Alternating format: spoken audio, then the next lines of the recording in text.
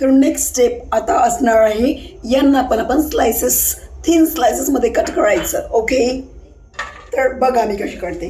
Cameraman handle the camera. Okay, मेरा payment कब होने वाला है? Shut up, will talk about this later. Okay, चाकू थोड़ा उल्टा. ये ऐसे गलतियां होती रहती हैं उम्र के हिसाब से. ठीक आहे ना, ठीक आहे. तर बघा बघा बघा बघा बघा किती स्मूथली आणि किती पातळ आहे. पातळ नाही, जाड आहे ती तुमच्या बुद्धीसारखं. अरे पर्सन व्हायची काही गरज नाही. अरे कट क्यों नहीं रहा? कटने से याद आया. Shut up. बघा बघा बघा, दिस इज परफेक्ट थिकनेस. ओके, सर्वांना असंच मेंटेन करायचं तुम्ही. नो एक्स्ट्रा नो लेस.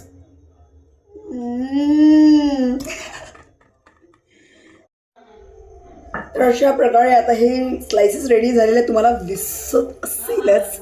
जरा माझं कॅमेरामॅन बिझी आहे तर त्यामुळे मीच करत आहे. तर बघा हे स्लायसेस आपले रेडी झाले. आणि next important step is the masalas. तर मसालाज काय काय आहेत ते बघून घ्या. आपल्याकडे शुगर आहे, त्यानंतर कॉमन सॉल्ट म्हणजे शुगर म्हणजे साखर. ओके, कॉमन सॉल्ट म्हणजे साधारण नमक आपल्या घरचं. आणि हे आहे फाट सॉल्ट, आय मीन पांढरा नमक. इट्स फेमस फॉर, म्हणजे ह्या नावाने खूप प्रसिद्ध आहे. तर आपल्याला हे 3 इन्ग्रेडियंट्स लागणार आहे. त्याबरोबरच प्युअर घी और butter, anything you can use. तुम्हाला जे वाटेल ते यूज करू शकता.